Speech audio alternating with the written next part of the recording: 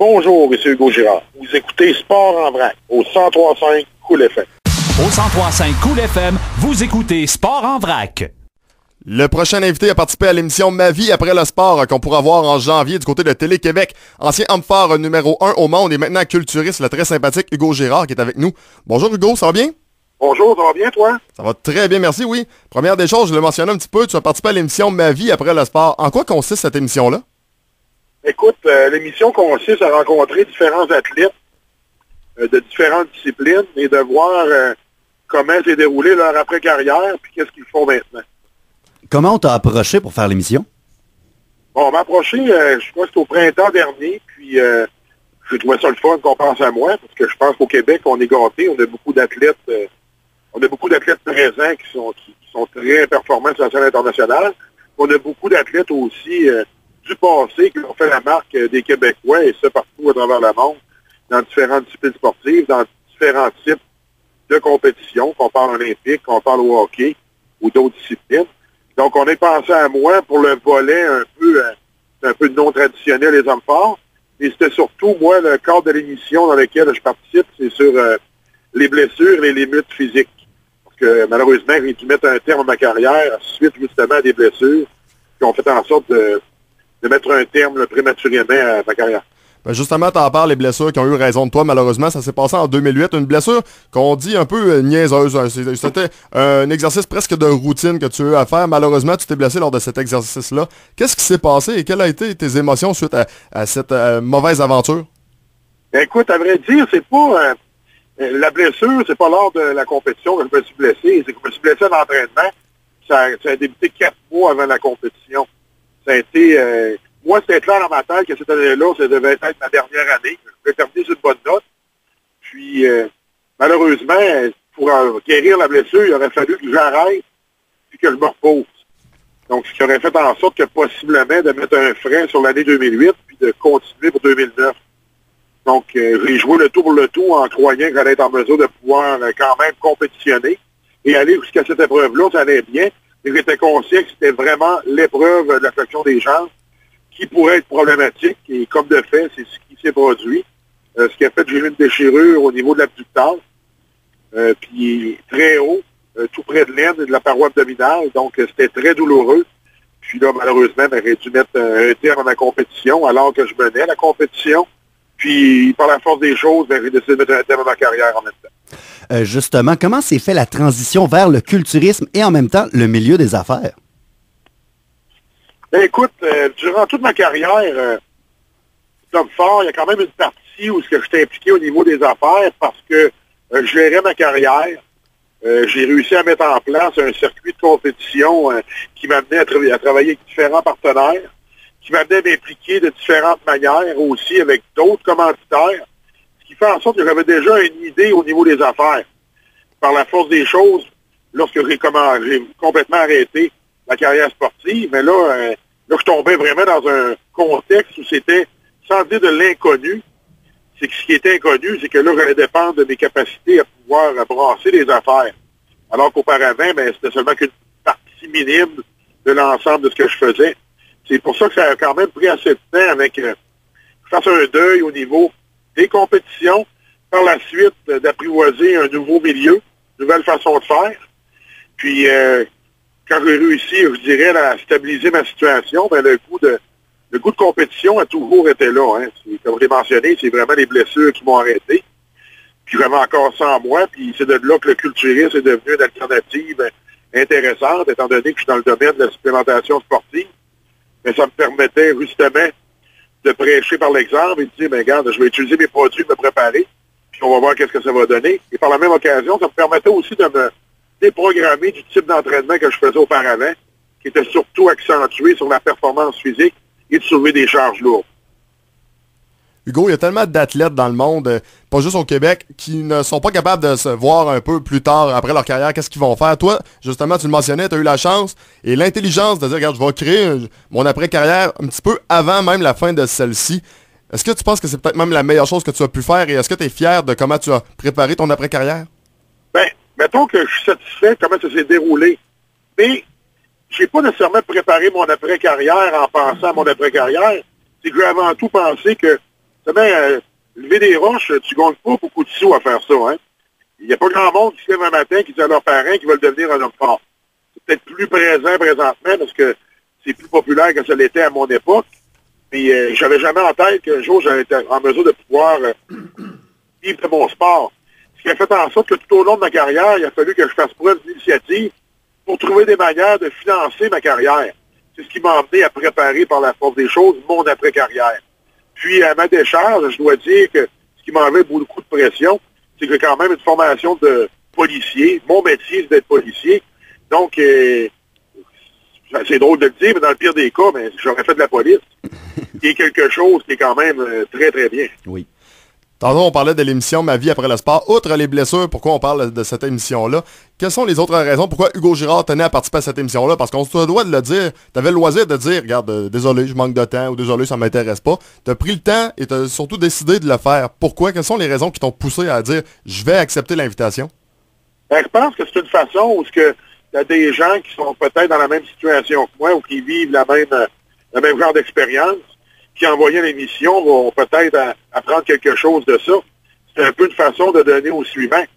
C'est lorsqu'on apprend sur les malchances et les chances des autres, puis comment ils ont fait leur réussite, qu'on réussit à aller chercher des bouts de tout ça qui font notre affaire, puis qu'on peut appliquer à notre niveau personnel, puis qui peut avoir une influence. C'est de la façon que moi je le vois, c'est la raison pour laquelle je tenais à participer à l'émission. Hugo, tu parlais justement de redonner au suivant. Aujourd'hui, tu fais des conférences. On parle de quoi dans tes conférences? Est-ce que c'est une occasion pour toi de redonner aux jeunes? Oui, effectivement. Mes conférences sont axées. Le nom de ma conférence, c'est réaliser vos rêves. Puis les rêves, ça prend différentes formes. Un rêve peut être un but, peut être un objectif. Puis au niveau des conférences, j'invente pas la roue. J'utilise mon parcours personnel en tant qu'athlète, en tant que professionnel, pour comment qu'on fait lorsqu'on fait face à des situations où, ce qu'à prime abord, on est dans une position où ça va pas très bien, puis il faut trouver une façon de se motiver et de continuer à avancer pour pouvoir passer au travers. Donc, c'est un peu ça, ma conférence. Hugo, est-ce qu'il y a des questions que les jeunes te posent qui reviennent de conférence en conférence? Oui, mais ce qui est le fun, c'est que les conférences, je peux l'appliquer au niveau corporatif, donc avec des entreprises. J'en fais aussi dans les écoles, puis là, c'est un nouveau concept. Je rencontre les élèves et en soirée, je rencontre les parents. Donc, c'est intéressant de voir comment que, en quelque sorte, le message est peut-être général et universel, puis que certaines personnes en retrouvent quelque chose ou qui sortent grandis de là. De plus en plus, on entend beaucoup de conférenciers parler contre l'intimidation. Est-ce que c'est quelque chose que Hugo Girard aborde aussi? Je l'aborde justement dans les écoles, mais il faut dire que l'intimidation, j'en ai pas vécu vraiment. J'ai été chanceux de par mon physique. J'ai été grand et gros de façon très jeune, mais j'aurais pu peut-être l'appliquer à l'autre manière, ou que j'aurais pu devenir moi-même quelqu'un qui aurait fait de l'intimidation. Et je pense que c'est surtout autour de ça que j'explique, c'est que l'intimidation, ça fonctionne si on le laisse fonctionner. Mais quelque part, si on va, on recherche, on s'informe, puis le terme anglais, ça serait de reach out. Mais si on cherche, on est vraiment ouvert, puis qu'on parle, on est en mesure d'aller chercher de l'aide pour trouver des outils pour faire face à ce phénomène-là. Dernièrement, Hugo, tu as participé à un événement ou une compétition avec un CF-18. Peux-tu nous en parler un petit peu? Oh, oui, ça a été intéressant. C'était vraiment pour le plaisir. Puis avant tout, c'était pour une bonne cause. Puis là, c'était en équipe. Ils se mettaient des équipes de 10 pour tirer un CF-18 qui est relativement léger. Excusez. C'est relatif. Ben écoute, puis on a dit, on va le faire avec la moitié du nombre d'individus pour tirer l'avion. Donc, j'ai pris les hommes forts de la région. Donc, ça se déroulait à Bagotville pour pouvoir faire la tire. Puis, on s'est fait battre, finalement.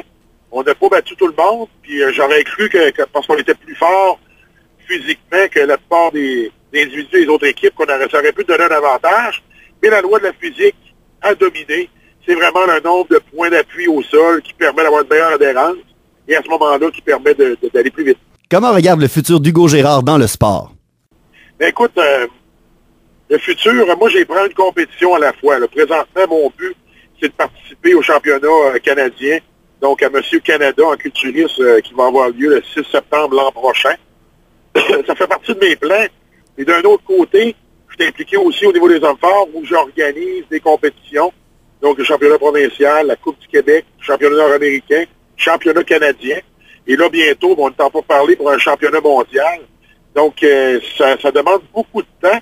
Puis ça me fait une implication encore au niveau du sport. Par la force des choses, je suis en train de développer un programme avec les Amérindiens dans le nord du Québec parce qu'ils ont beaucoup dans la plupart des communautés, ils ont les outils, ils ont les installations. C'est juste que souvent, ils n'ont pas nécessairement les connaissances pour pouvoir les utiliser. Donc, on est en train de regarder pour développer un programme pour leur permettre justement de savoir comment utiliser leur installation sportive pour avoir un impact positif dans les communautés là-bas. Ça me fait penser un peu à Joël Junot qui le fait du côté du hockey. Toi, tu pourrais le faire justement du côté du gym pour les Amérindiens parce qu'on sait qu'ils ont plusieurs problèmes dans ces communautés-là. Exactement. Mais ce qui est le fun, c'est que le gym, maintenant, l'entraînement avec les pros haltères, c'est rendu un entraînement qui est complémentaire à beaucoup de disciplines sportives. Donc, c'est une façon d'aller chercher des gens qui, à un moment donné, s'y accrochent sur un sport, mais peut-être qu'on leur donnait des outils pour pouvoir s'améliorer en utilisant la salle de conditionnement physique ou d'autres types d'entraînement, ça va avoir un impact positif dans leur discipline primaire. Est-ce que tu as l'occasion de rencontrer quelques jeunes justement des régions et est-ce que tu as vu du potentiel? Ça fait 5 ans que je me rends là-bas, moi, chaque année, pour organiser compétition de l'Indien le plus fort, si on peut dire, ou l'Amérindien le plus fort. Donc, effectivement, oui, il y a beaucoup de potentiel. La problématique, c'est qu'ils ne savent pas encore comment forcer, ne savent pas comment s'entraîner. Puis on s'entend que c'est pas lors d'un week-end que je peux vraiment les toucher, là, puis leur montrer qu'est-ce qu'il faut faire. Mais là, j'en ai qui descendent ici. Donc, c'est le fun parce qu'on voit que ça a un impact. Il y en a qui s'intéressent, ils descendent à Montréal, puis lorsque ça donne, là, on se rend compte. Je leur ai fait un entraînement, diète, un protocole au niveau des suppléments. Donc, il y a du potentiel parce qu'à chaque fois qu'il y en a un qui s'implique, il devient un leader pour les autres et il monte la marche à suivre. Quel est le futur de Hugo Girard dans le monde des affaires? Je pense que vous allez... ça va être intéressant parce qu'il y a beaucoup de changements qui s'en viennent en 2014. Il est peut-être un peu trop tôt pour en parler, mais vous allez en entendre parler, croyez-moi. C'est bien. Ah ouais donc. On est-tu capable d'avoir quand même un petit détail? Écoute, on est en pour parler là, pour... j'aime autant pas le dire parce que si ça ne fonctionne pas après, ça fait partie d'un peu de ma mécanique. J'aime pas trop annoncer mes couleurs avant que ça soit certain. Mais je vous le dis, au pire, allez, contactez-moi dans 2 mois, puis vous pourrez vous le dire si ça fonctionne ou pas. C'est exactement ce que j'allais te proposer, Hugo. On garde le silence pour l'instant, et dès que tu as des nouvelles, on te recontacte et on sort la nouvelle. C'est bon. Sinon, on peut te regarder en attendant à la télévision au mois de janvier avec l'émission Ma vie après le sport. Peut-être, je vais te laisser les derniers propos pour vanter un peu l'émission aux fans. Pourquoi les fans devraient absolument écouter cette émission-là? Parce que je pense que ça va être intéressant de voir les sacrifices qu'un athlète fait dans sa carrière sportive et les impacts que ça peut avoir dans la vie générale d'un athlète. C'est ce qui est difficile pour certains athlètes, hein. Puis par la force des choses moi-même, parce que t'es dans le feu de l'action, t'es dans le feu de la rente, t'as la reconnaissance du public, des journalistes, de tes pairs, et tout d'un coup, quand c'est fini, t'es un numéro, parce que la roue continue de tourner, puis il y en a des jeunes qui poussent, puis ces jeunes-là te remplacent, puis après 2-3 ans, c'est comme si tu n'existais plus. Donc, c'est de trouver une façon de se réinventer, trouver une façon aussi je dirais, de travailler au niveau de son, excusez-moi, je cherche le terme, là, son estime de soi, où il ne faut pas tout mettre dans les œufs dans le même panier, puis qu'on est plus qu'une machine sportive à performer.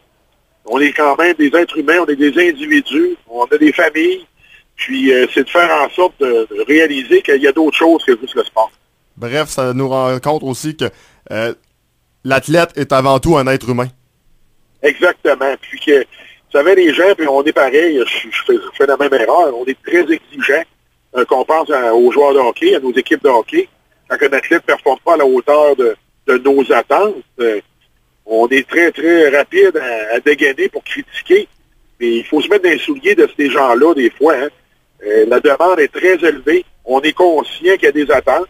Et lorsqu'il y a des gros salaires, ça commande des grosses performances. Et quand ça ne fonctionne pas, ça augmente le niveau de stress, l'angoisse qui suit. Donc, c'est pas toujours facile.